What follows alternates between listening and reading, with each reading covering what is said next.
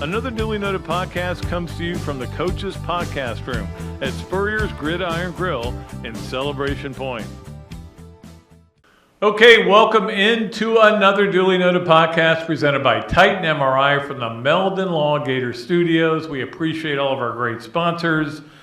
Tim Brando is going to join us today. Always fun to talk to him. Very opinionated from Fox Sports, and I love to get his takes. I don't always agree with him. I will tell you that right now. Don't always agree with him, but it'll be interesting. No show on Wednesday. We're going to take Tuesday off for the 4th of July, which is a national holiday, and then we'll be back with a show for Friday. I think we should be able to get a big guest because everybody should be able to say, I got nothing else to do. So we're going to try to get a big guest now that everything is over. And then there'll be a couple of weeks where we don't do shows, only do one show. But we're just playing it by ear. Right now, I know we're not doing a show for Wednesday, and we are doing a show for Friday.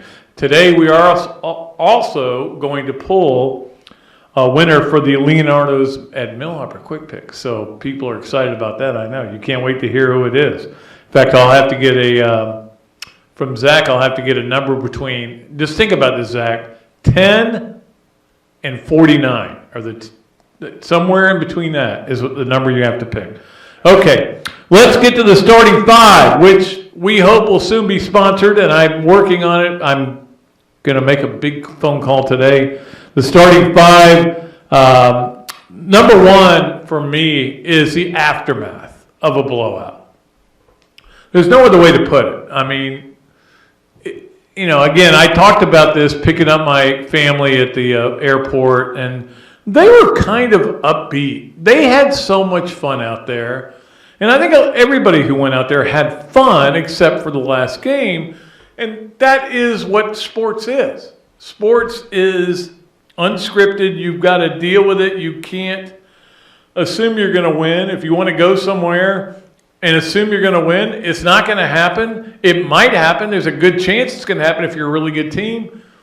But it's not. There's no guarantees. It's not like going to see Tom Hanks in a movie and you go, oh, I know it's going to be good.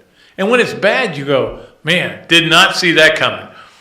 It's not like going to see the Beatles or even, Taylor Swift. I'm sure nobody goes to the Taylor Swift concert and wears diapers and goes, she didn't play one of my favorite songs. Nobody does that.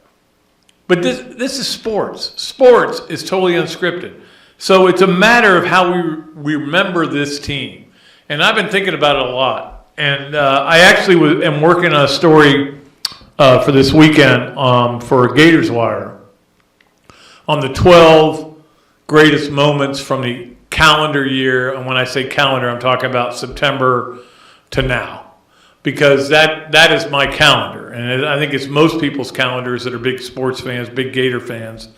Your calendar starts in September and it ends when baseball's over. That's it. And then the rest of it's just summer. Which, by the way, is the hottest summer I've ever seen in my life. I got in my car the other day. It was 106, it said.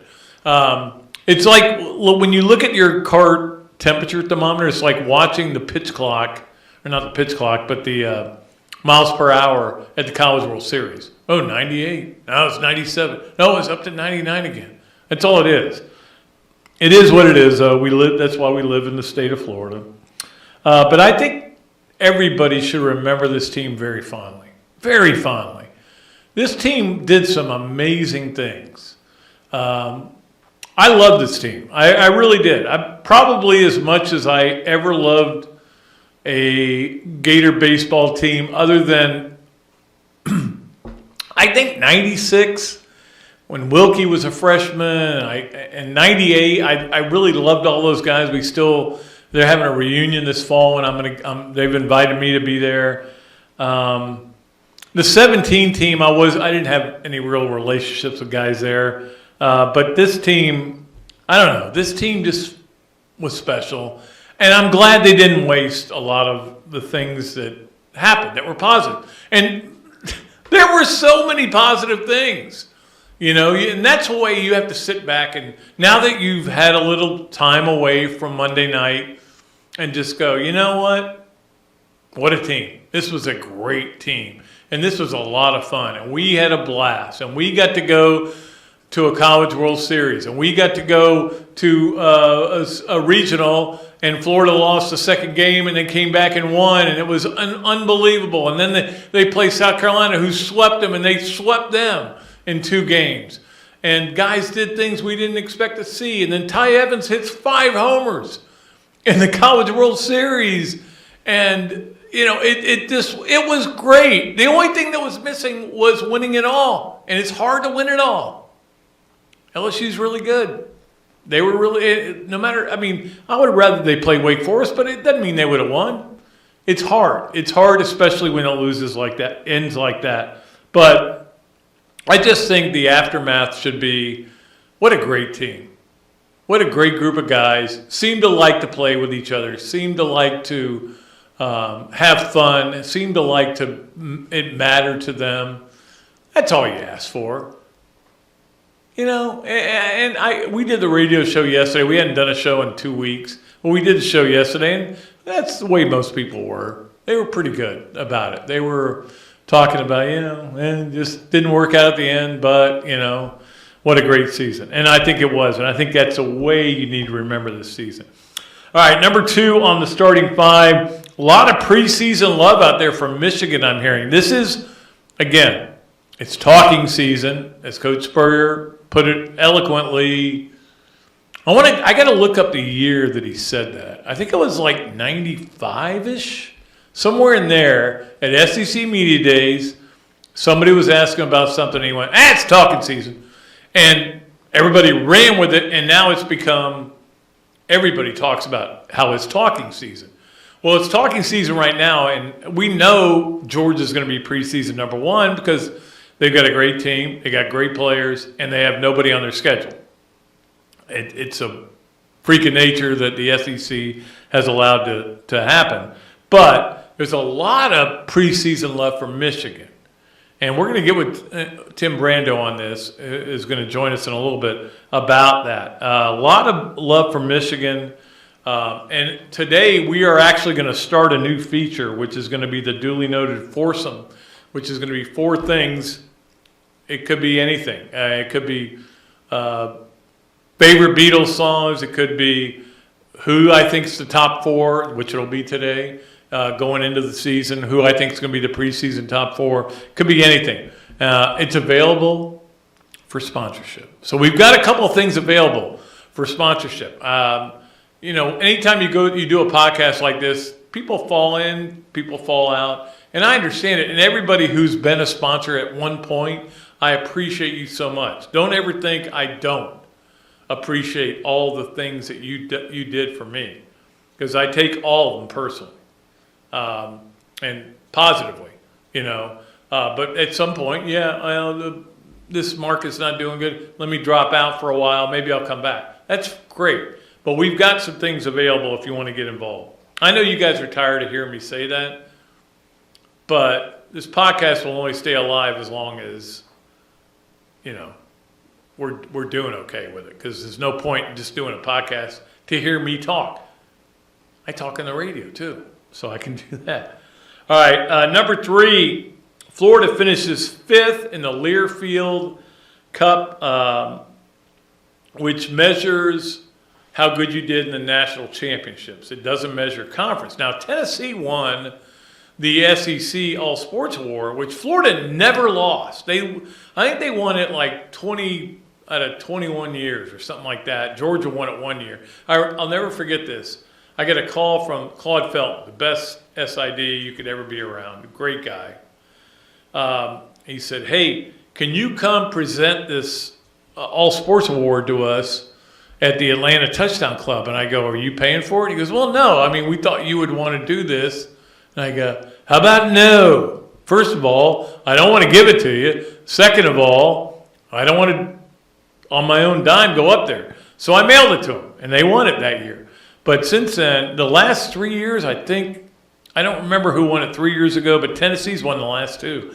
But in the Learfield award, which is a national award, Florida did finish higher than any other SEC team, so they got that going for them. They finished 5th, which is great. And my question, and I get this question all the time, how much does it matter? Does it matter? I mean, there are people who feel like it matters a lot. There are people who feel like it matters a little. There are people who feel like it doesn't matter at all. And look, it's kind of like the whole Gator Nation. You never know. Everybody roots for the baseball team when they're playing in Omaha. But do they go to the games? No. Do they go to the games here? Well, they did this year, and all of a sudden I was excited about Gator baseball in terms of crowd support. But the bottom line is, if you don't, you've got to win at so many levels in so many different sports. Florida won 2 national championships. Obviously, golf and track, men's track. Finished 2nd in 2 other sports. But you know what brought them down? I hate to say this, football, basketball, under 500 in both sports. In the end, that's what matters the most. Mainly football.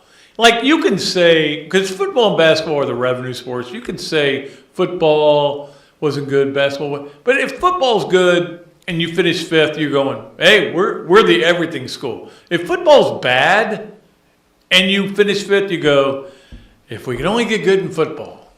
So that's the way it works. I'm just saying. I actually wrote a whole thing about it. It's funny, I was listening to our friend Andrea Adelson, who works for ESPN and has been on the show many times, and we'll have her on again soon.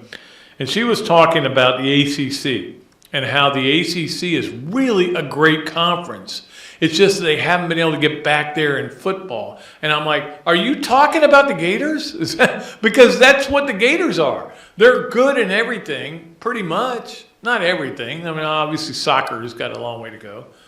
But they're pretty good in everything, but in football they're not so good. And that's where, in the end, it's the front porch.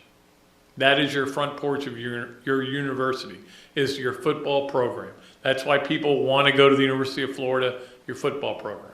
Not everybody, but I mean, a lot of people do. Anyway, Florida finished 5th in the Learfield Cup. Let's get to number 4, which is the competition committee for the Division I has recommended a shorter transfer portal. And I'm like, okay, you make it 1 day for all I care. I mean, whatever you do is fine. But be careful if you keep shortening it up and then all of a sudden the players go, wait, we're going to come back at you. Look, they have everything they want now because you guys in the NCAA did not get it done. You did not do it the right way. The bigger question to me, and I heard Tom Luganville talking about this, and he made a great point, and that is the bigger issue is tampering with portal guys. And this is what coaches are most upset about. You hear a guy who's he gets in the portal, and the next day he signs with somebody or he commits to somebody. It didn't happen overnight. He didn't make one phone call. It doesn't happen. That is a problem the NCAA will not address probably, and it's just going to be an issue that you have to deal with. It's sad. It really is.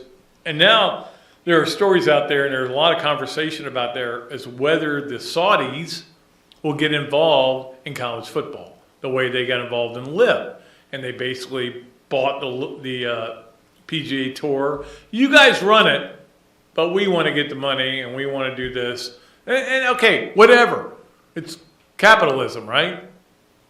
But what if they start doing that and they say, hey, we'll give you $10 million to build your football program. Next thing you know, Kansas is a superpower. College football is going in a weird direction. We'll just see where it ends up. Finally, on the starting 5, we had a perfect game last night. And I don't know if it counts if it's against the A's, though. Maybe it shouldn't. When I saw the score 11-0, I'm like, and I literally watched the highlights just a little while ago, and they hit some ropes off Domingo German. Is it Germain or German? I don't know. German. Okay. Well, anyway, he pitched a perfect game, and that's hard to do. There's nothing harder in the world. But they hit some ropes at the end. He was probably tired, but they didn't hit him hard enough. They didn't hit him in the right place. 99 pitches he threw. 24th perfect game. Think about that. How many baseball games have been played in the history of baseball? 1 billion. I think it's over 1 billion. That's not that many. A lot of games have been played. 24 perfect games. And you know why? All you got to do is walk one guy. All you got to do is throw the ball and it nicks a guy. All you got to do is hit an eight-hopper to somebody and he throws it away trying to make a good play. Or just kicks it. Which is what I say with everybody who's playing against the team I'm rooting for. As soon as there's a ground ball, I just go, kick it! Sometimes they do. They actually did on Sunday. Anyway, that is our starting five. We'll take a break here on the tailgate. The tailgate's what I do on radio. We'll take a break here on another Duly Noted podcast. Then we'll come back and we'll be joined by the great Tim Brando. Can't wait to talk to him about what's going on with college football and what's going on with everything in the world. Believe me, he's got a lot of opinions, and I love talking to him. He's a good friend of mine. And at the end of the day, at the end of our show today, Pat Dooley's Storytime will revolve around the first time I met Tim Brando. And it's a good one, I promise you. All right, we'll take a break, come back. Zach is producing. I am doing the verbal part. This is I almost said the tailgate again. This is another Duly Noted podcast presented by Titan MRI from the Meldon Law Gator Studios. Things have certainly got a little out of hand lately when it comes to just buying our everyday necessities. Just look at gas, streaming services, and heck, even chicken wings. Well, there is one necessity that shouldn't cost a ton: taking care of yourself and helping fix all the aches and pains in life, and the fine folks at Titan MRI agree. With costs a fraction of what you'd pay at a hospital, you'll not only save money, you'll be taken care of by staff with over 20 years experience. So when you need an MRI, call Titan first, and you can go where your doctors send their families. Now offering CAT scans. Another Duly Noted podcast comes to you from the Coach's Podcast Room at Spurrier's Gridiron Grill and Celebration Point. You can watch and listen to us on Facebook and YouTube for every podcast that we do on Mondays and Fridays at 2 o'clock. Listen to the podcast whenever on Apple Podcasts, Spotify, Google Podcasts, Overcast, any of the other 39 platforms where you can find this podcast or your favorite podcast. Remember to like, follow, and subscribe. If you have any questions or comments, leave them in the comments section below or call me if you want to do some advertising at 352-317-3444.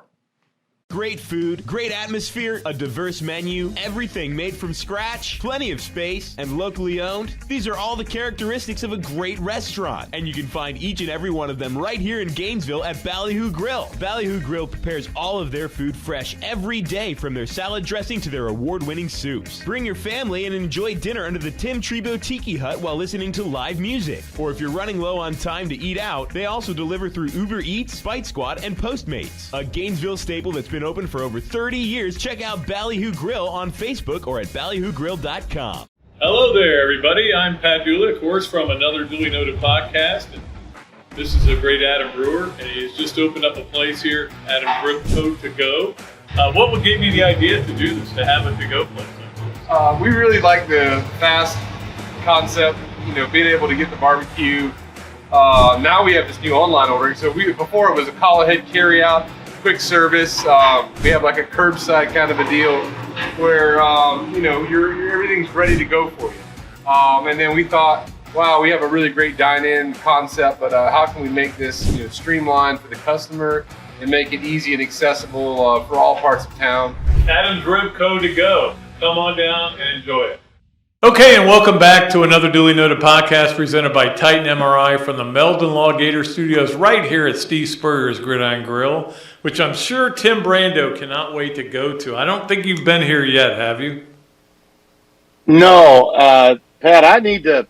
I'll just put out an APB with all of the quarterback and touchdown clubs that are left. I'm free to speak these days. Have me come in the fall. For a nominal fee, I'll come and spend some of my money at Spurrier's new place. I've not been to Gainesville since I last spoke there, and you probably know the people that had me. Sure. It was the Rowdy group. I know that. There are two different ones.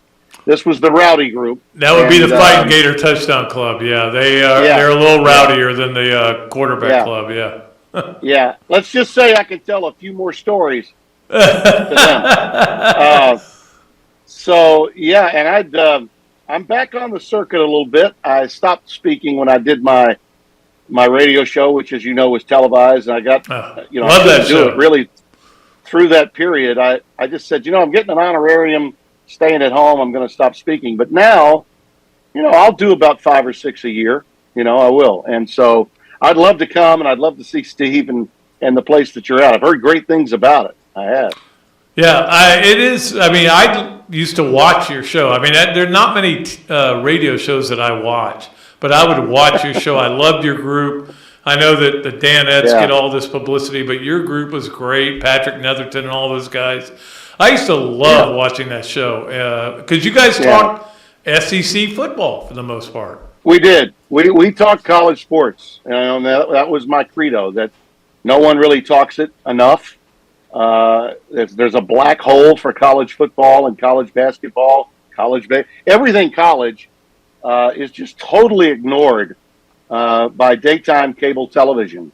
It's the same regurgitated dribble every day. Now, NBA and NFL.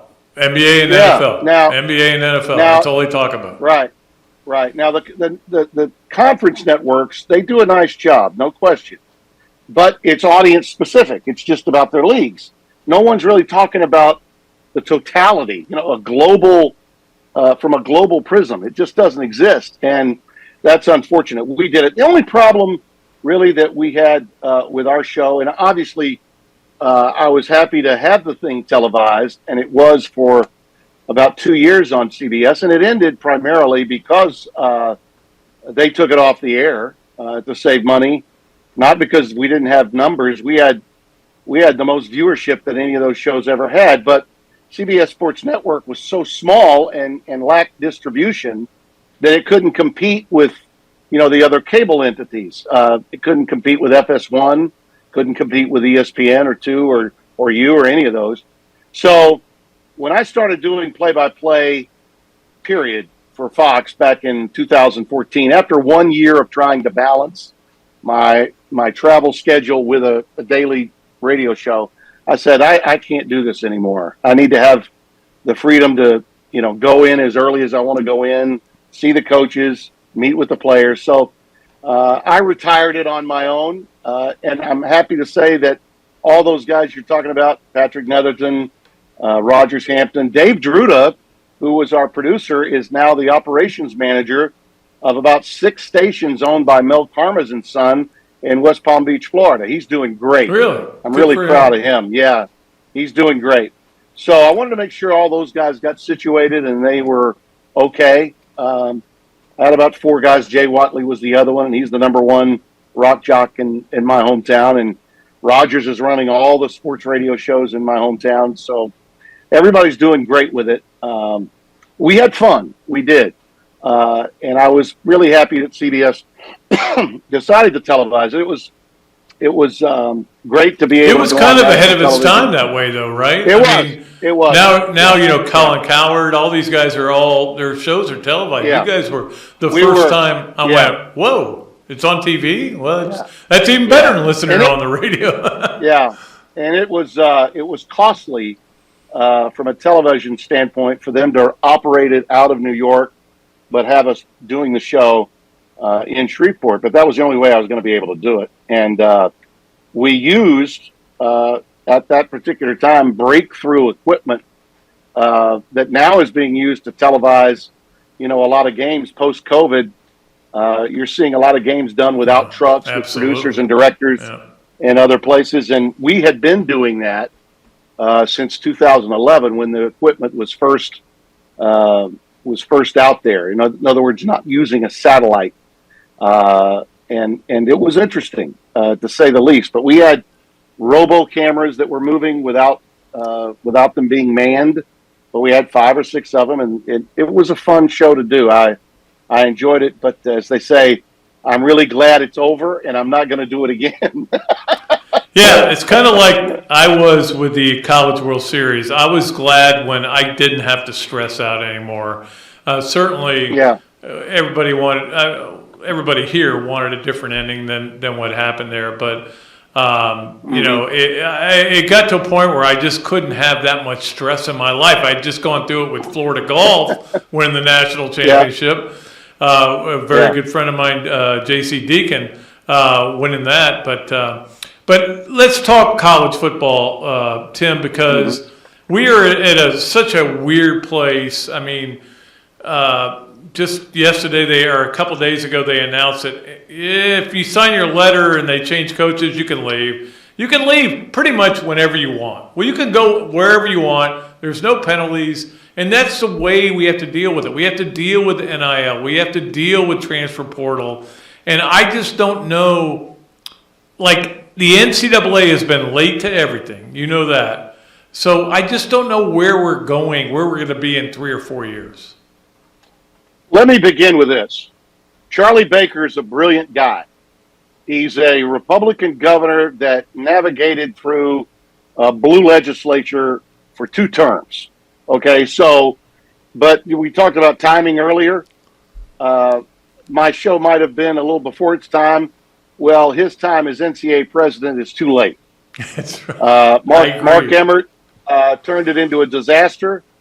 And it's a shame because Mark was an excellent president of a university. He did a great job for LSU, did a really good job at his alma mater at Washington. But he was a horrible NCAA president. And they kicked the can for 15 years on NIL, knowing full well what was going to happen. And now for them to, send out these edicts. I mean, there's no meat, there's no potatoes, there's no meat to any of this stuff. And they're not going to get anything accomplished. It is now up to the guys that really are in control of college football.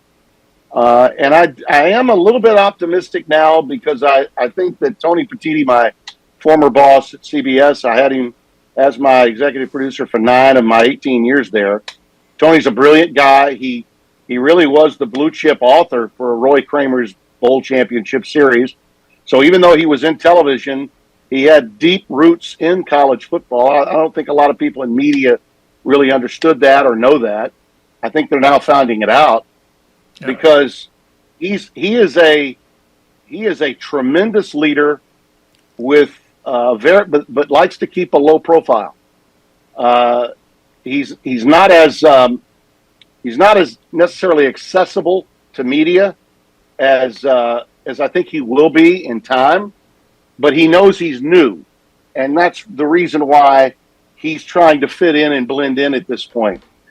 He understands that Greg Sankey and the Southeastern Conference at this stage, with all that it's accomplished and with all those crystals they've hoisted over the last 20 years, is in a position that will get them more attention, and understandably so. But he also knows the power of the institutions and the population base and the alumni base of those institutions in the Big Ten. And for college football in general to succeed, it'll take more than the SEC to do it. It's going to take more than the Southeastern Conference and it's all of its power, all of its might, to make all of college football great. They got to have company. They've got to have someone there to cooperate and collaborate for college football to get its just due. We talked about, the lack of media attention, and it's true. There is a lack of media attention. Because when the Bowl Championship Series soured and they went to the CFP, it was a bad plan. It became even more of a private club for only the chosen few brands. And it had way too much time in between the end of the regular season and the start of the postseason. And it made the other bowls insignificant. It just totally destroyed the other bowls. And the NFL got a hold of the calendar and ruined New Year's Day. That's right. for college football. So a lot has to be fixed, is my point. And I think Tony Petitti can help fix it. the relationship, I think, with he and Greg is good, and it's going to get better with time. And what we have to have now is those two guys assert themselves and become more collegial. And I think that the other new guard is represented by Brett Yormark, in my mind. The Big 12 commissioner is a progressive, let's get something done. Hey, we don't make as much money as those two behemoths, but you know what? We're going to find new revenue streams. We'll play a game in Mexico. We'll do this. We'll do that. Whatever we need to do to help create new revenue streams, that's what we're going to do. And we'll see what happens with the Pac-12 and its media rights. We're sort of in a holding pattern with that at this stage. But Yormark is ready. If there's any wobbliness, if there's any wobbliness with the Pac-12's media deal, he's ready to pounce. And you'll see movement. And you'll see that movement sometime between now and mid-July. Let's not forget that the USC-UCLA thing happened the 4th of July weekend of last year. And those presidents of those schools in the Pac-12 that are okay right now won't be okay as we get to August, and they don't know how their television deal is going to be. They won't know if their financial nut will be covered a year later. And that's where the Big 12 is sitting there saying, hey, we're ready. You guys want to talk? And it's my belief from people I talked to that Colorado and Utah would be more than willing to talk to the Big 12. And I think once that happens, then the Big 10 presidents have to let Tony Petitti know whether they like or don't like the idea of Washington and Oregon joining the Big 10, so that could make the travel for UCLA and USC in the non-revenue producing sports a little bit easier. We'll see. What I'm saying to you is a lot can happen. I mean, we're sort of where we are in 2009 when we thought everybody was going Pac-12, and then ultimately Burt Magnus of ESPN came up with this idea called the Longhorn Network, and it saved the Big 12 at that particular time. It's a similar situation now with the Pac-12. What's going to happen? Could the ACC somehow wriggle its way out from underneath a bad TV deal with ESPN? I don't know. But to me, if I'm the Pac-12 and I'm looking for help, I'm on the phone with Jim Phillips, the commissioner of the ACC. Well, that's the other interesting thing to me about all the expansion we've had, obviously with UCLA and USC going to the Big Ten, with Texas, Oklahoma coming to the SEC, is now you have two more voices in the room. And now, like, you've got voices you're not used to hearing. And so things that you thought maybe could slide through aren't going to slide through. And I think it's going to create a lot of conflict within all these conferences as they expand, because they've got to figure out, what are we going to do? Yeah. Well, the conflict is already there. And it started with the realignment problem created really by commissioners that weren't sure of what they were going to be able to do, versus really two commissioners that were, hey, this is what we have to do. Now, you guys either get on board or don't. And those two commissioners were the former Big 12 commissioner, Bob Bowlesby, and Greg Sankey. A lot of feelings got hurt. Okay, because the Pac-12 couldn't get itself together, and I still believe that. And I, Pat, listen, I don't want to sound like I'm grilling the SEC and Greg Sankey specifically. Yeah, I've been critical of him lately. I thought the episode in Destin was very uncommissioner-like for a guy that took control of the sport during COVID. Looked like the kind of leader that you thought could be comfortable in Mike Slive's size 22s. He really was speaking, I think, not just for the good of the SEC, but for the whole sport. He knows we're going to 12 teams in 24 and 25. He knows that his league is expanding. And he was telling all of us, really, for 15 months, we're going to go to 9. And all of a sudden, here come these weak link presidents who are scared to not get to 6 wins. Oh my God, we got a 50% better chance of losing an additional game until they pay us more money. And by God, ESPN's contract was done 4 years ago. It doesn't even start until next year. CBS is still doing the 3:30 window this year. I just thought it was awful what happened there, and I thought it was disingenuous. I thought this, well, if it's not broke, don't fix it narrative, or it's a one-off, and we can always change to 9. That was just propaganda that was being pushed. That's always kind of been the SEC's angle, which is, hey, we're winning championships with 8. Why change it? And that was Mike Slide. Yeah. Mike Slide was the same way. Well, at that particular time, it made some sense because none of us thought that 12 was even in the right. We had no idea that they'd ever go there. But now it's a fait accompli. And by the way, the commissioners really weren't responsible for getting it done. It was Mark Keenum in Mississippi State, their athletic director, and their president, Keenum being the president. He got those guys in a room and said, hey, we've talked to the people about how much the media rights would be worth with 12. We can't afford not to go to 12. So you guys get your act together. It was actually the presidents that were doing something more progressive than which is shocking. It is shocking. It is shocking. And so again, I said this in my criticism of Greg. I respect him. He's a very intelligent man whose past I know a great deal about from his days in Northwestern State and then with the Southland Conference as commissioner. I know him very well, and he was tutored by the best. Mike Slide was the most respected guy this side of Jim Delaney in college football. We all know that. But I thought, bringing up, regardless of the circumstances, TCU was beaten 65-7. I thought that's not something a commissioner's supposed to say. TCU also beat Michigan to get to that 65-7 loss. Why throw the American Conference and Mike Oresco's league under the bus like that? It just was not a good week, I thought, in Destin.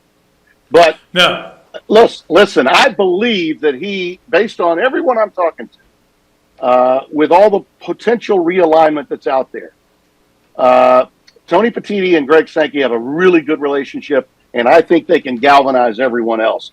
And that's really needed for the sport right now. We need the big leaders to be big leaders. And there's no two, in my opinion, bigger than the SEC commissioner and the very new, and I will submit, improved Big Ten commissioner. Tony Petitti's relationship with all the schools in the Big Ten is going to be far superior to what Kevin Warren was doing, who was never totally engaged in being in the collegiate game and was simply prepping himself to be back in the NFL. I would love to be a fly on the wall in Jim Phillips's office at the ACC because when that job opened up, everyone thought that the Northwestern the guy that was running things at Northwestern and part of the Big Ten was going to get that job. And Jim would have been, I thought, a perfect choice at that time. Well, that's been done. He's now in the ACC. But listen, I'm here to tell you, I worked for Tony Petitti. He knows college football inside out. And from the prism that he's coming from, a guy like him is really needed as they get into the negotiations for the new television deal, which will be, in my opinion, more than just a one network deal. It will be a multiple network deal. And college football then can compete for the money that the NFL has really stolen in a lot of ways. College football just said, hey, take these next 3 or 4 weeks, they're yours. Oh, and take New Year's Day as well. I mean, they made a lot of mistakes during the CFP. A lot of mistakes. No doubt about it. There's no question. But it's just so interesting to me is that we're going to go through too much, as Coach Spurrier coined it a long time ago. He should have copyrighted it. Talking season. We're getting ready for talking season. Yeah. And we just sit there and after a while you just kind of go, okay, I get it. I don't want to hear it anymore. And we got to deal with that. But then when we start playing games, August 26th, I think is the date, it's all the NIL stuff, all the transfer portal stuff is all kind of Forget off it. to the side. Yeah. Yeah. And by the way, Pat, it's the people that are our age and older that are the ones bitching. You know, like, oh, it's just terrible. It's awful. I mean, my God, these kids. You know, I saw a story last night. The guys on the SEC network were doing the celebration at LSU. They did this story on the kid Ty Floyd that transferred from UCLA and got an NIL deal to come to LSU and pitch.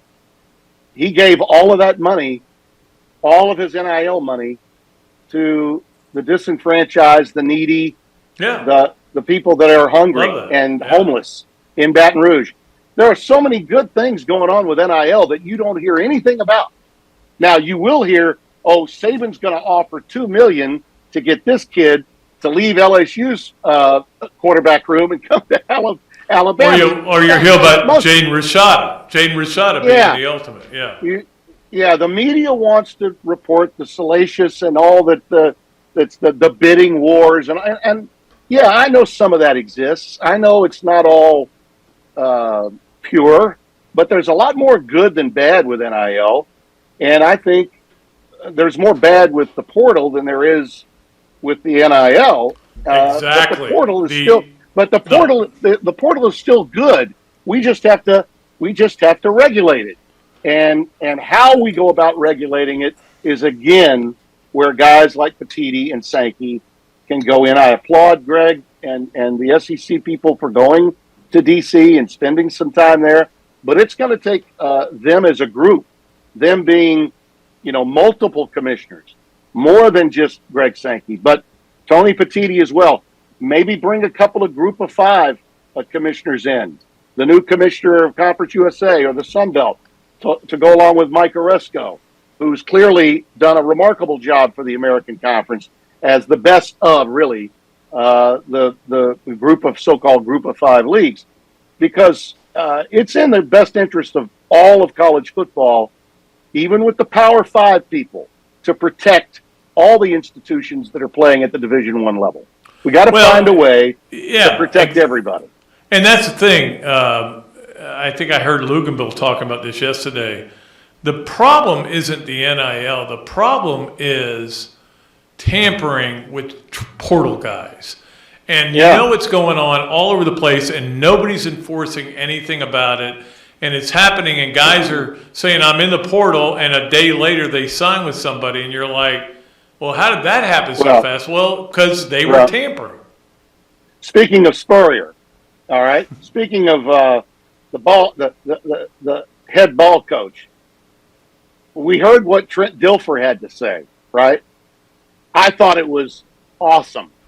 I thought what Dilfer said about calling out his peers was tremendous. Here's the difference. In another life, that would have been Steve Spurrier. He would call out a cheater in a heartbeat. Right. I don't need to remind you of why Philip Fulmer didn't show up at media days one year. Okay. I don't have to remind you. Or the Mike DuBose where he called them out at the SEC meetings. Absolutely. Dilfer went, and a lot of people don't remember all the things that Spurrier said. Steve helped create, the headaches for Roy Kramer that ultimately led to the presidents of the SEC saying, Roy, you've done a hell of a job. We love it, but we got to get a guy in here that can straighten some of these issues out with everybody turning everybody in, and 7-8 teams being on some form of NCAA probation because of Slive's background. That's why he got that job. And you know what? To Mike's credit, he took the ball from the presidents and ran with it and systematically took care of those things. We need coaches to be more candid about things. Nick Saban, who is without question the greatest of all time, he is mamsy-pamsy on the issue of both the portal and NIL when he's speaking publicly about it. On the one hand, he says this, but on the other hand, it's more convenient to say that. Nick won't be honest. He hates it, but he doesn't want to say it because it will fuel all those that are saying Coach Saban's not going to be around much longer, you really want to come over here to Georgia. You really want to come over here to LSU. You really want to come. He knows that. He doesn't want to get Bobby Bowden. Okay, that's what happened to him. But it would really be great if Nick would say that. Nick even turned the table on the 9 games. He was all about 9. Totally. Until it became very convenient for him to say, wait a minute, we're going to have to play Tennessee, Auburn, and LSU as our regular. Oh, no, 8's fine. I'm going to go with 8. That's why I always laughed when Saban would talk about we need a commissioner for college football. I go, yeah, till he rules against you. Then you're not going to like it at all. Back in 2016, I was doing this show called Football Saturdays. They took the guys at the SEC Network took the title and ran with it. Some of the guys at Raycom do some of the work for their documentaries now, so I'm fine with it. But our Football Saturday show was a syndicated hour-long show that ran in the summer. And I would do one-on-ones with a lot of the coaches. I did Steve, did Bobby, did Orgeron after he won it. I think that was my last year of doing that show. It ran for about 13 years too, maybe 14. But I went in to see Saban after they won the rematch against Clemson for the national championship. The year he went with the onside kick and surprised them, got the extra possession to help win the game. And I talked to him about his life after coaching, and I think it was the most candid he'd ever been, talking about really the issues facing college football. Pat, he would be a marvelous czar for the game, both on the field and off, working in concert with the commissioners that govern the sport, like Greg Sankey and like Tony Petitti and all the others. But while he's coaching, it's all about him. Yeah. It's all about Bama, and it's all about him. And so he can play that game to a point, but he will always come off hypocritical when certain issues affect Alabama. And that's just the nature of the beast. As long as, and I think that chase may end after he gets to 8 overall, 7 at Alabama, and 1 at LSU. I think it may end when that happens.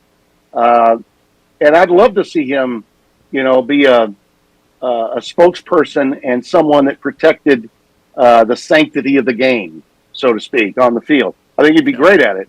But as he keeps coaching, he's running out of time to do that. So we'll see. Exactly.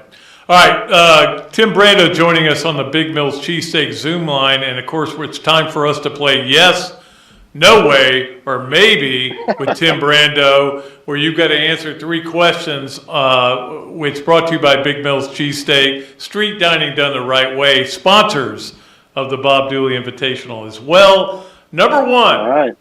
Alabama and Georgia play for the SEC title this year. Maybe. That's kind of where I am with that. Yeah. I know when everybody's counting Alabama out, watch out for Saban. I know that. Yeah. And there's a lot of that going around. LSU is getting a lot of run. And when that happens, I think a lot of times it can be premature. But this time I don't think it is. I think LSU's legit. I think that quarterback room is loaded. Yep. And I think the schedule, even though it looks very tough at the start, remember, Florida State's really good. They're sort of the posh pick from outside the so-called power range. Like, name a team that was once there, hasn't been there of late, that maybe could come back and be a national factor. I think a lot of people are on Florida State. And the game is, in the state of Florida. But I just think LSU is going to win that game. And after they win that game, even a loss to Bama is not going to mean that they're out of it. They could probably, with their non-conference schedule, having Florida State on it, hang around a little bit longer, even with 4 teams instead of 12. So we'll see. But I think they are a legitimate threat to Alabama. I don't see a legitimate threat to Georgia, but I do to Alabama. Not with their schedule, especially. That even helps it even more. Number two on yes, no, where, maybe. Ryan Day loses to Michigan. His job is in jeopardy. That's a good question. Boy, that brings pause. Do you have pause in there?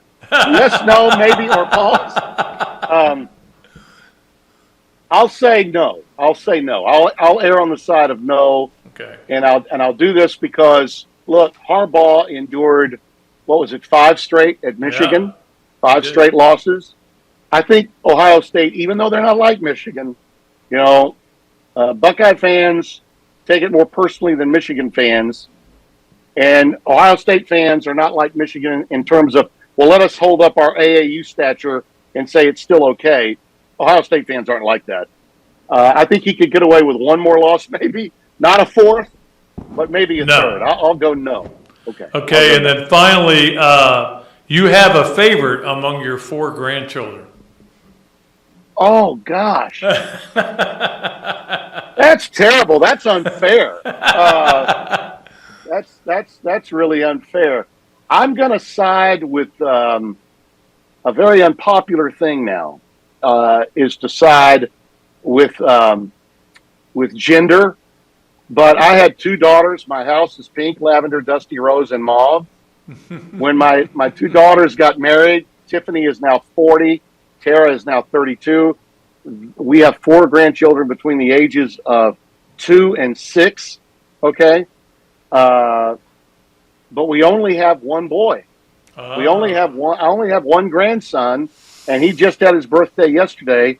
Spencer Brando Cruz. I'm going to give him favorite stature for just 48 Just hours. for the day. Okay? Yeah, there you go. Yesterday and today, I'm giving him favorite stature. And no, his middle name is Brando. I couldn't even get top billing with the first boy in my family. Spencer Tillman got it. Tiffany named him after Spencer, my partner of 25 years. So, Well, a good choice there. Tim, it's always great talking to you, buddy. I could have you on every week, and it'll be a great show, and we love having you. Thank you so much for doing this and being on Yes, No, Where, maybe again. But thank you again for joining us on the show. Well, as I told you when you reached out a couple of weeks ago, it's been a minute, so let's do it again. And I'm actively using your platform to be my own Agent Orange and tell the rowdies at the Florida quarterback touchdown, whatever it is, club. There you go. I need to get down there. I need a stipend, and I'll come spend a lot of that money on drinks after the show at Spurrier's place. All right. I'm with you. All right, my man. Thanks a lot. We appreciate it, Timmy. Timmy B. All right, Pat. And again, I've got a good Timmy B story at the end of the show today. We got to get a break though now. I know that.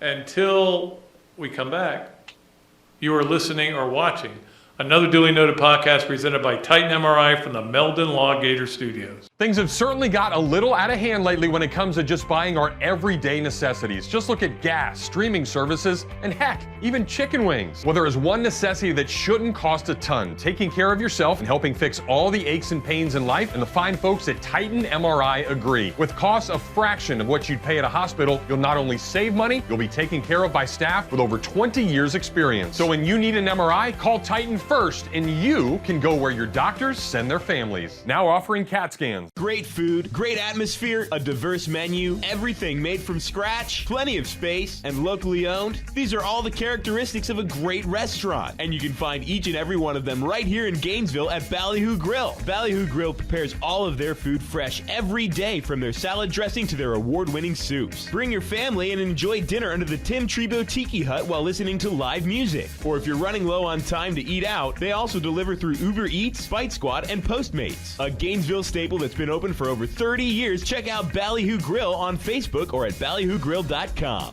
Hello there, everybody. I'm Pat Dooley, of course, from another Dooley Noted podcast. And this is a great Adam Brewer, and he's just opened up a place here, Adam Brewer To Go. What would give you the idea to do this, to have a to-go place like this? We really like the fast concept, being able to get the barbecue. Now we have this new online ordering. So before it was a call ahead carry out, quick service. We have like a curbside kind of a deal where everything's ready to go for you. And then we thought, wow, we have a really great dine-in concept, but how can we make this streamlined for the customer and make it easy and accessible for all parts of town? Adam's Rib Co. to go. Come on down and enjoy it. Okay, and welcome back to another Duly Noted podcast presented by Titan MRI from the Meldon Law Gator Studios. Love our sponsors, love everybody who's been a part of this show, and we appreciate Tim Brando. What a great interview that was. Hope you enjoyed it. Let's get to the Hesser and Kipke 3 things, which we always, a big part of our show. And of course, Hesser and Kipke is a Gainesville law firm specializing in the areas of workers' compensation and family law. Ken and Jennifer take great pride in their one-to-one focus on each and every client they represent. Ken is board certified in workers' compensation law by the Florida Bar, while Jennifer possesses extensive jury trial experience with a nearly 20-year background as a prosecutor. If you don't believe me, check out their 5-star Google reviews. I think there's 60 of them now up there. And set an appointment at hklawfl.com. Or, better yet, give them a call, 352-339-9920. Hesser and Kipke. 3 things by Hesser and Kipke. Number 1, Florida's playing Wake Forest in basketball this year, part of the SEC, ACC Challenge. It's kind of funny they never play. I remember one of the great moments in Florida history happened at Wake Forest, in that gym in Winston-Salem, when Mike Miller hit the shot. That was in Winston-Salem. I called it the town that the neutron bomb hit because there were no people, but there were buildings. It was a weird place. But anyway, the last time I remember them coming down here, Tim Duncan was playing for them. That's how long ago it was. And I was telling this story on the radio the other day. They decided to shoot off fireworks for some reason at the foul lines when the teams were introduced. And one of them hit Tim Duncan in the foot, and I go, that's Florida's only chance to win this game, is if it takes him out. But it didn't. And I talked to him afterwards. He goes, man, what was going on there? They were trying to kill me.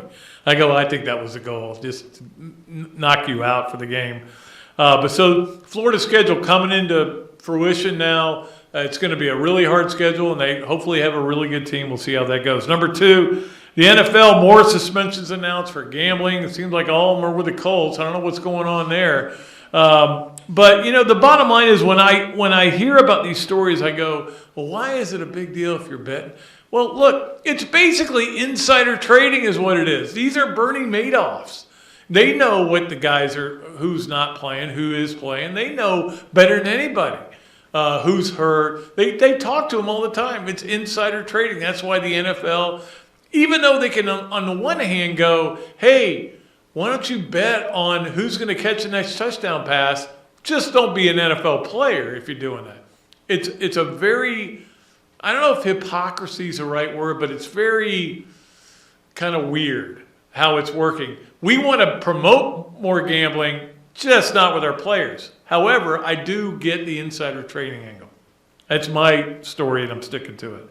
And finally, I talked last week about how there's nothing going on now till August, except the British Open. That's pretty much it. Somebody pointed out, and it was a good point, the Women's World Cup's coming up, and I will watch that. You're right. But I have really decided I'm going to spend the next month or so binge watching stuff. Just things, you know what? There's no winners and losers. Nobody can be disappointed that much. I mean, you can't sit there and watch one of these series on Netflix or whatever, or Hulu or Prime or whatever, and go, yeah, that's not what I was hoping for. I'm depressed. No, there's some good ones out there. I'm going to recommend a couple, and I may start doing this every week during the summer. The Bear is unbelievable. If you haven't seen that, I will tell you a quick story about The Bear.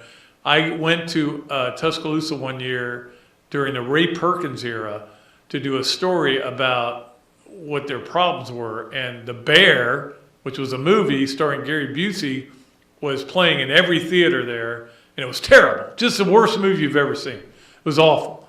So that was when I saw The Bear, I go, this can't be good. It is unbelievable. I'm 2 episodes into the 2nd season. It's great. Also want to highly recommend Jury Duty. Funny, Really funny show. It's weird, different. I did watch last night a documentary on Rock Hudson, which was interesting. It got to be a little excessive, and it was the same thing over and over again. But it was really interesting about somebody who was obviously a big star during my time. So there are my recommendations for today. And we'll probably do this every Friday on the show because there's no sports to watch. Now, you may be into, Braves and everything. I am too, but not that much. I can't sit there and watch an entire Major League Baseball game. I can watch every pitch of a college baseball game because I know what it means. Major League Baseball games, 162. As Robbie always says, only sport where you can play 162 games at game weight. All right, let's get to our Adams Ribco to Go Gator of the Week, and this one is a beauty. Talitha Diggs, who was named the Academic All-American of the Year. Now, for a lot of us, we go, yeah, okay. What, did you win the Heisman? No. But that is a huge award. You're the Academic All-American of the Year. So that means you're a great athlete who had great grades. That means a lot. And I appreciate people like that. I don't think we give enough credit to people like that. Also, Claire Bryant was also a first-team Academic All-American. So good for Mouse, who just keeps winning national titles. He's up to 11 now. And brings in these quality people who get good grades. I have so much respect for what they're doing over there. Talitha Diggs is our Adams Ribco to Go Gator of the Week. Let's get to our Leonardo's at Millhopper quick picks, and we're pulling a winner today. You get a $25 gift certificate at Leonardo's and a copy of my book. If you've already got a copy of my book, then I'll give you a hat from the Bob Dooley. Either one or the other. You let me know. I need a number between 10 and 49. We had a lot of qualifiers, and you guys gave me great suggestions for the play of the year, and I'm gonna you'll see that soon. Give me a number between 10 and 29 or 49. Sorry. 43. 43.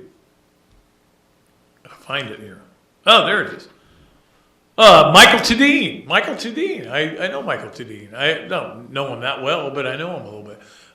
He has won this before a long time ago, so he may have a copy of the book. I don't know if he does or not. Michael, let me know. Just give me a call or text me, and I will get you. And then we'll start again with a new one next Friday because no show again on Wednesday, okay, because of the holiday. Let's get to our Ben Eige Odell Realty games of the weekend. Again, it's not as much, and this is our last episode with Ben Eige, and we appreciate Ben so much for coming on board and coming to me and saying, I want to be part of this and being part of it. And hopefully he'll come back at some point. But if he doesn't, I understand. Real estate and everything, that's not the point. The point is I appreciate everything he did. Our games of the weekend, sorry, got a little hiccup here. Yanks at St. Louis, 2:15 on FS1 Saturday. Now I'm going to just throw up because it's a Yankees game. There are 3 games on Fox at 7:15, depending on what you're watching on Saturday night. The San Francisco at the Mets, the worst team in baseball. I just like saying that. 7 o'clock on ESPN, and then the Rocket Mortgage is 3 to 6 every day on Golf Channel, and then CBS, I think, but I'm not even 100% sure because I was trying to find it. I didn't, and I kind of gave up on it. So not a lot to watch. Again, I recommend the Bear. That's what I'm saying. The Bear. I'm going to sell the Bear. Let's get to this, that, and the other, which is brought to you by our great friends at, obviously, at Ballyhoo Grill. Bill Reichert is actually away right now. He's up in Tennessee playing this 5 golf tournament, 5 days of golf. He keeps wanting me to go. I should go. I never go. I don't want to do anything. But I should have gone. I feel bad that I didn't. So this, that, and the other is brought to you by Ironwood as well, Ironwood Golf Course, and then by Darth Shakow Insurance. So we appreciate all those people as sponsors of this. As you know, the SEC expanded a year ago, about this time last year. to 2 more teams, adding in Texas and Oklahoma, which everybody said, oh, the football part of this is dynamic. Oh, this is going to be amazing. And then that is that they announced the Learfield Awards. Florida 5, Tennessee 6, Georgia 7, LSU 9, 4 other teams in the top 25. The SEC, again, dominated. You know, that is, you know who was second? Texas. This league isn't getting any easier. Oklahoma, which won gymnastics national title, won the softball national title. This league is just going to get tougher for every sport, not just football. It was interesting. Stanford won the Learfield Award. You know what they won the national titles in? Men's gymnastics, which I wasn't even sure still existed. Okay.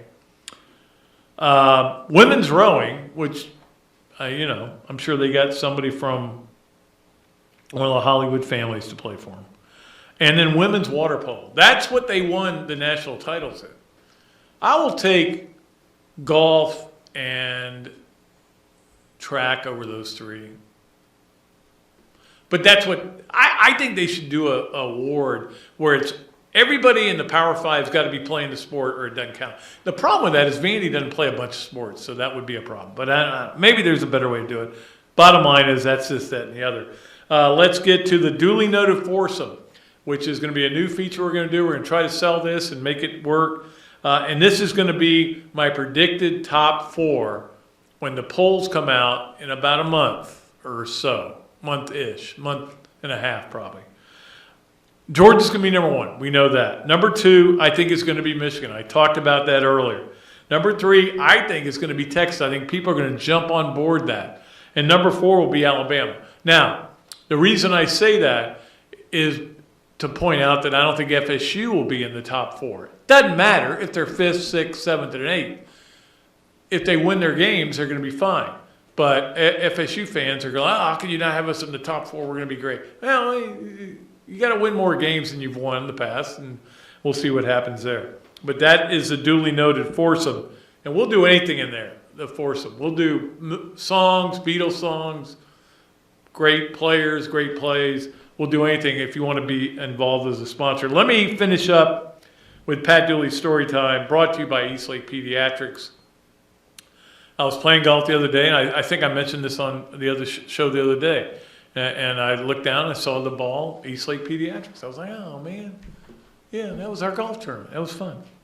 Anyway, my first meeting with Tim Brando, okay? This is when the SEC Media Days was at the Birmingham Sheraton, which I don't even know if it's still there. But anyway, they used to have SEC Media Days. It was fine there. There wasn't that many people. There were probably a couple hundred people. That was it, not 1,500. And I'm walking in. There's one bar in the entire area. And it's also served food. So everybody went there and they ate chicken wings usually. And they drank and they had a great time.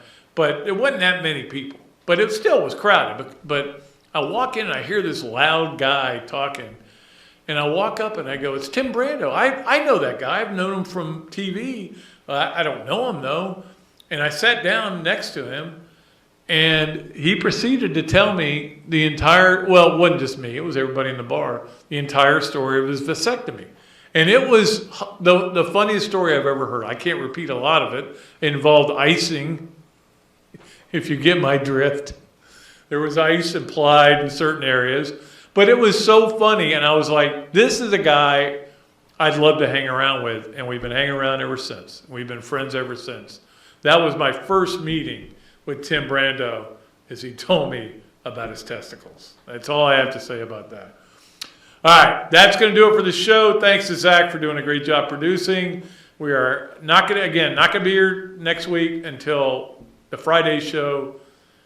Give me a day off. It's 4th of July, but we will be back then, and we'll have a great guest. I promise you that. And we had a great guest today, and we appreciate Timmy B. All right, that's going to do it for the show. Until next time, I am Pat Dooley. I'm deep, I'm way back, and I am out of here.